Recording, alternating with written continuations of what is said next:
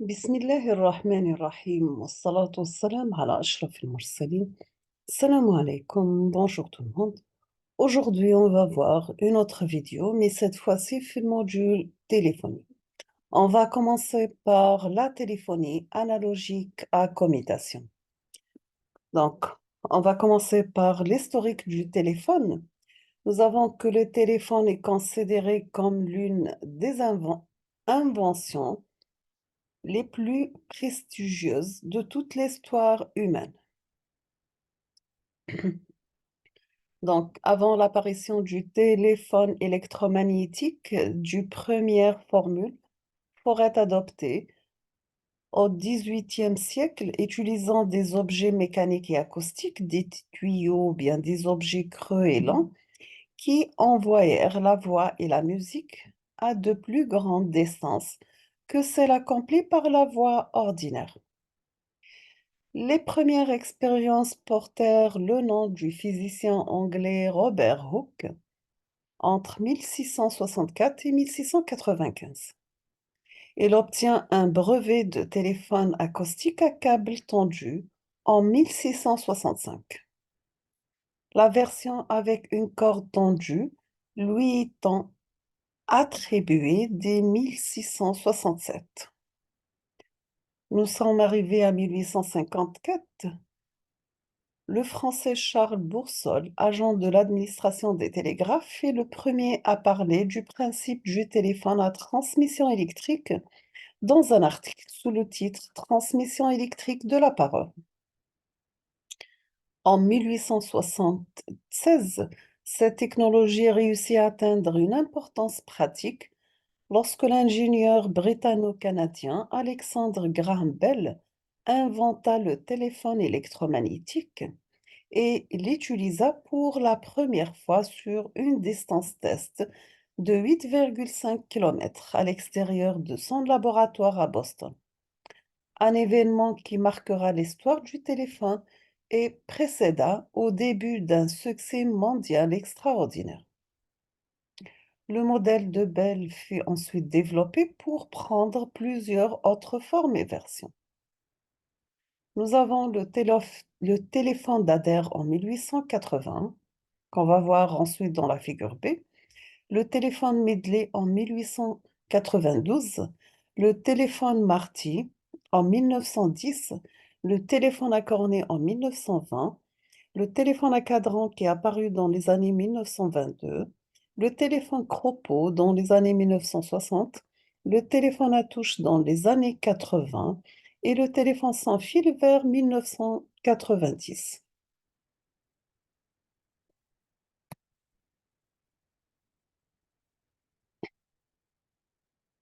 Donc, voici les modèles de différents téléphones cités dans la première page. Donc, voici le modèle numéro 1, B, C, D, E, F, G, H et I. Donc, ça, c'est pour l'évolution du téléphone. On passe maintenant, quel est le principe de la téléphonie analogique? La téléphonie a été initialement prévue pour transmettre la voix humaine entre deux lieux distants, l'un de l'autre.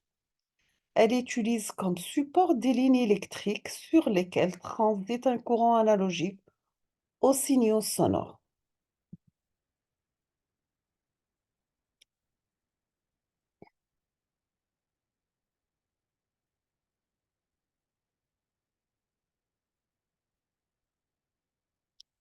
Une liaison téléphonique élémentaire est constituée par deux dispositifs émetteurs-récepteurs appelés postes téléphoniques. Nous avons aussi une ligne bifilaire acheminement des signaux paire torsadée, une source d'énergie électrique et la tension continue nécessaire à l'alimentation des postes téléphoniques est fournie par une source installée aux centrales téléphoniques. Donc ça, c'est la batterie centrale. Donc ça, c'est une liaison téléphonique élémentaire. Donc vous avez une entrée l'énergie acoustique qui passe à travers un transducteur qui fait la conversion mécanique signal électrique. Donc ça, c'est dans le poste téléphonique à l'émetteur. On aura un signal électrique. Ça sera l'entrée pour un deuxième transducteur qui fait la conversion inverse du électrique vers mécanique. Donc ça, c'est le récepteur, un poste téléphonique B pour avoir à la sortie l'énergie acoustique. Donc ça, c'est une liaison téléphonique élémentaire. Quels sont les organes constitutifs d'un poste téléphonique simple? Nous avons les organes de conversion. Elle assure l'échange conversationnel entre les deux correspondants. Vous avez le microphone, c'est un convertisseur d'énergie. Les ondes sonores entraînant la vibration d'une membrane sensible qui provoque la création d'un signal électrique variant au même rythme que la voix. Nous avons l'écouteur, il restitue sous forme acoustique l'énergie électrique reçue en la transformant en énergie mécanique, imposant un mouvement vibratoire à l'air ambiant. L'écouteur est constitué d'un haut-parleur électro-aimant relié à une membrane. Nous avons aussi le combiné, c'est le support ergonomique sur lequel sont montés le microphone et l'écouteur récepteur. Nous avons aussi des bobines d'induction ou bien transformateurs et condensateurs qui assurent l'adaptation d'impédance entre le microphone et la ligne et entre la ligne et l'écouteur. Nous avons aussi l'élimination de l'effet local antilocal, éviter d'entendre sur l'écouteur les sons émis sur le microphone du même correspondant.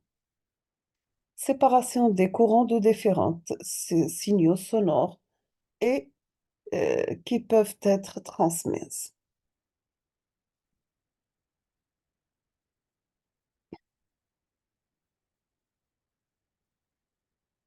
Nous avons aussi deux diodes montées en antiparallèle sur le récepteur. Elles absorbent les surtensions et réduisent le choc acoustique à un niveau supportable par l'oreille, pardon. Un redresseur rend l'appareil indépendant de la polarité de la ligne. Les organes d'appel d'émission. Donc, nous avons ici que l'abonné fait connaître à son centre de rattachement le numéro d'identification du correspondant désiré en le composant soit sur le cadran d'appel rotatif ancien, soit sur le clavier numérique actuel. Ce dispositif transmet alors au central un signal codé.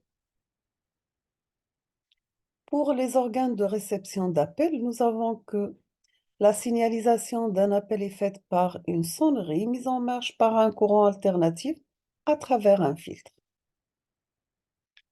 Lors du décrochage du combiné, le centre de rattachement constate la fermeture du crochet, interrompant le signal d'appel et établit la liaison.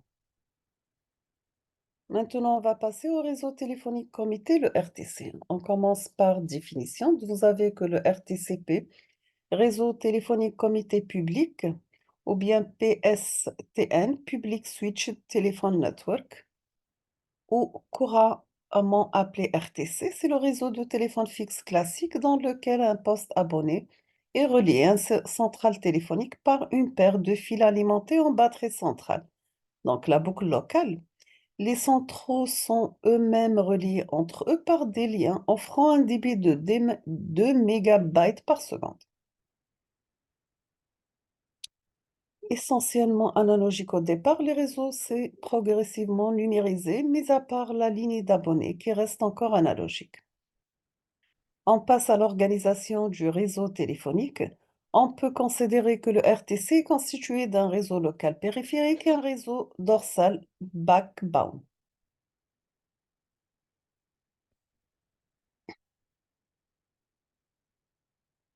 Donc, voici la structure du RTC. Donc, vous avez réseau local, le backbone, centre de transit et les centres d'abonnés.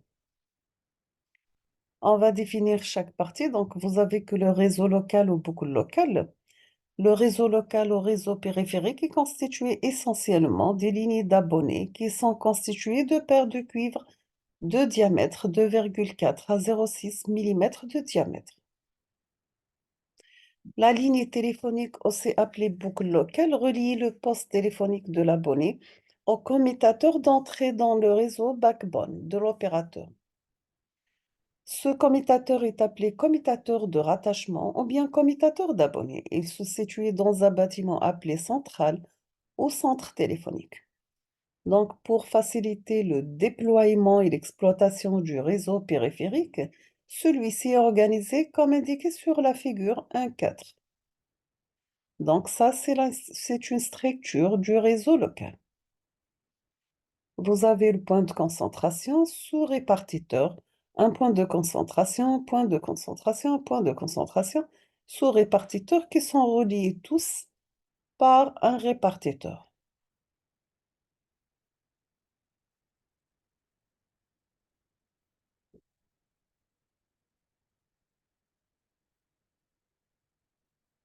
La boucle locale structure arborescente. La boucle locale, c'est la partie comprise entre le client et le central local de rattachement du réseau téléphonique, réseau d'Algérie Télécom par exemple. On distingue trois zones essentielles. Vous avez la partie branchement, la partie distribution et la partie transport. Donc ça, distribution, branchement et transport sont reliés au répartiteur, commutation par un centre de rattachement.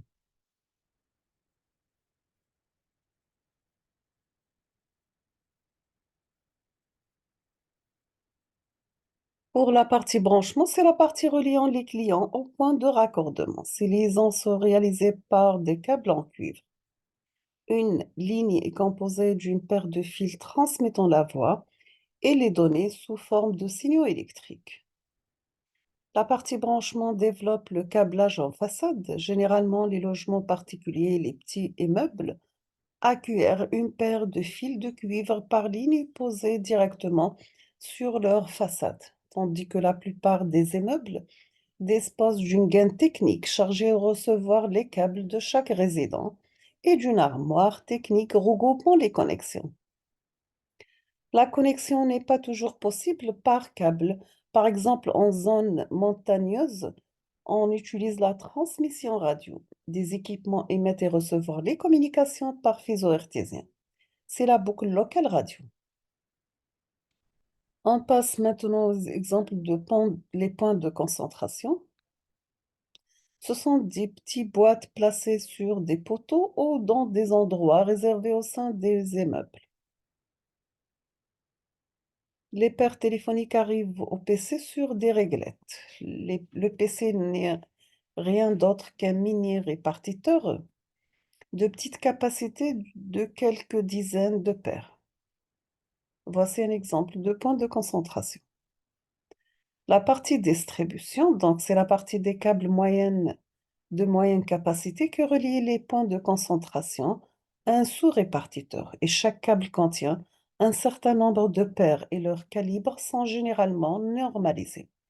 On trouve des câbles de 14, 28, 56, 112, 224, 448 paires de calibre 0,4 à 0,6 mm. Ces câbles peuvent être soit aériens, soit posés en pleine terre, donc moins onéreux, mais vulnérables, soit en canalisation souterraine, équipés de regards de visite pour l'entretien.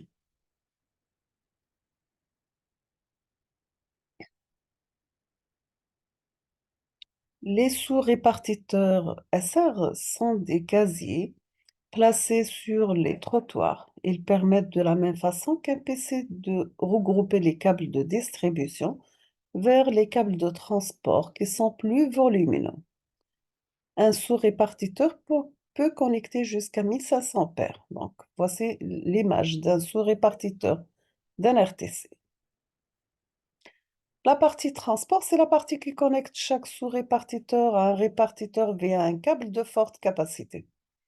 Les câbles de transport sont similaires aux câbles de distribution avec des capacités plus élevées. Donc, vous avez de 112 à 2688 paires. Ces câbles sont posés dans des conduites souterraines. Le répartiteur général constitue le point d'accès des lignes à l'autocommutateur. Les lignes sont amenées sur des barrettes verticales, dites têtes de câbles verticaux, ou tout simplement les verticales. Les points d'arrivée des lignes sur l'autocommutateur sont raccordés sur des réglettes horizontales. La liaison entre verticale et horizontale se fait au moyen des tiers.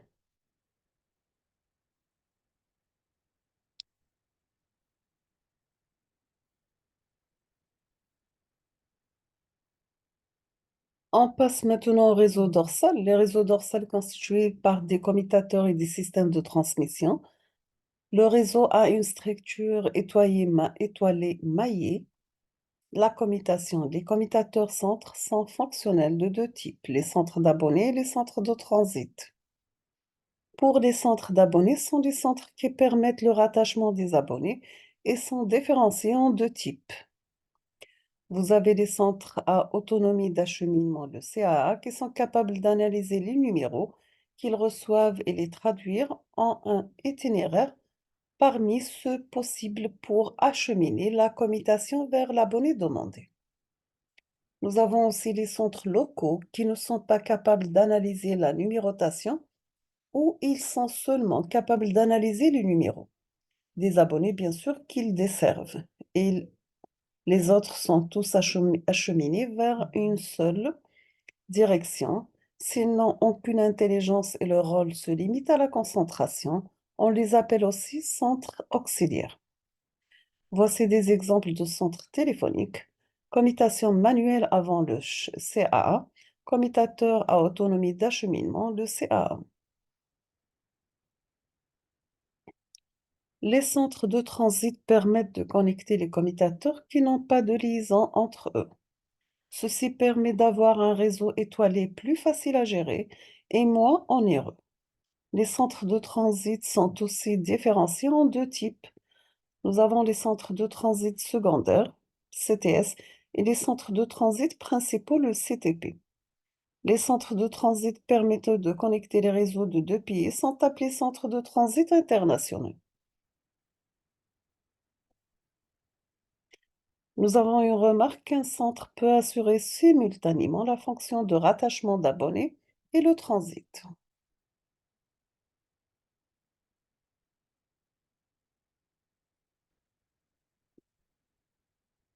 On peut, Comme on peut le constater sur la figure suivante, le réseau est découpé en zones. On distingue zone locale, c'est la zone desservie par un central local.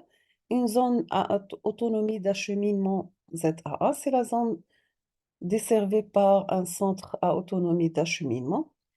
Une ZAA qui englobe plusieurs CAA est dite zone à autonomie d'acheminement multiple ZAM. Zone de transit secondaire, ZTS, c'est la zone desservie par un centre de transit secondaire. Zone de transit principale, c'est la zone desservie par un centre de transit principal.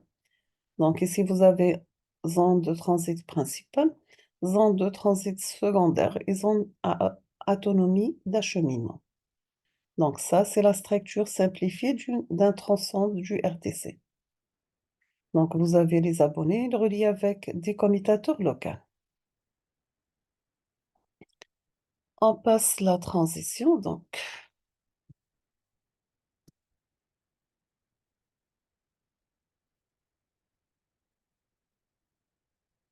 Nous avons pour la transmission le réseau de transmission relié entre eux, les différents commutateurs et fournit les ressources, systèmes et supports pour transporter le trafic entre les commutateurs. Dans le central téléphonique, on trouve un centre de transmission qui est relié à un ou plusieurs autres centres de transmission par des lignes appelées circuits ou jonctions. Donc, pour fournir la capacité de transport nécessaire, plusieurs circuits sont utilisés. Et on parle de faisceaux de circuits. Avec la numérisation et le multiplexage, un seul circuit peut transporter plusieurs communications téléphoniques. Vous avez une ligne ayant un débit de 2 mégabytes par seconde, transporte 30 communications.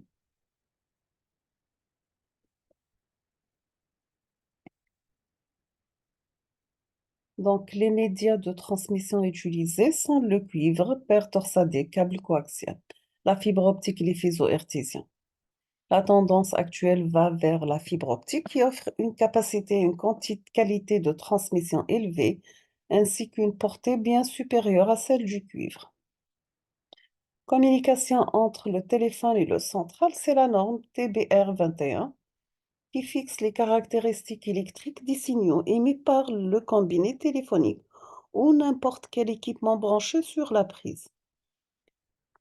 Les phases d'établissement, une communication téléphonique entre deux abonnés peuvent se résumer sur le diagramme suivant. Donc, vous avez la phase de présélection, décrochage de l'abonné demandeur, repérage par le central de ligne appelante, envoi de la tonalité au demandeur,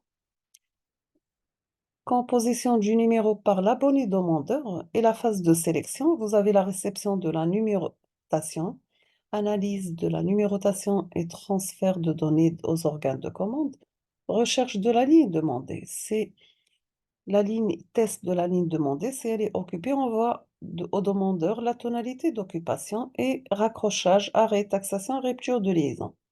Si elle est libre, envoi de retour d'appel au demandeur, envoi signal sonore au demandé, décrochage attendu, mise en communication des deux postes, taxation du demandeur, supervision de la communication, raccrochage, arrêt taxation, rupture de la liaison.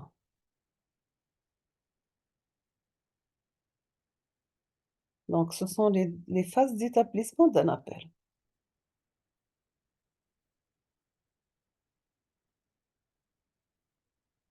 Pour le déroulement d'un appel, nous allons dans cette partie décrire les étapes élémentaires de établissement d'un appel.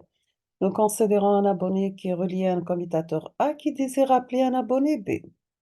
Présélection. A décroche pour appeler B. Le commutateur CA le détecte, alimentation de la boucle du courant et avertit l'abonné par une tonalité continue. La 3. Il trouve un enregistreur libre au central pour décoder la numérotation. La partie B pour la traduction. A numéroté, l'enregistreur décode et détermine le commutateur relié à B. CB à joindre d'après les tables de routage. Pour la sélection, CA transmet à CB le numéro. 3 cas pour CB. Premièrement, B disponible. Deuxièmement, B en communication. Troisièmement, B indisponible. C libre, CB réserve la communication avec B et active la sonnerie de B. CB génère une tonalité de sonnerie vers CA. Sinon, CB renvoie CA l'indisponibilité. Et CA génère un signal occupé pour A et libère la réservation de l'enregistreur. Pour la partie déconnexion, CA établit la connexion avec A. A entend alors la sonnerie produite par CB. C'est taxation, donc B décroche, détecte par CB. CB établit la connexion avec B, transmet à CA le signal de début démarrant la taxation. Supervision. Durant la communication, les commutateurs surveillent la ligne pour détecter un raccrochage ou une défaillance. Fin. Raccrochage par A ou B, c'est A qui prend la décision de libérer les connexions. CB raccroche, CB envoie à CA le signal de fin. A lance un timer, CB décroche avant le time-out, la communication est maintenue. Sinon, A arrête la taxation, transmet à CB un signal de fin et libère la connexion. CB libère à son tour. Nous sommes à l'arrivée de ce premier chapitre. Je vous remercie infiniment pour votre attention.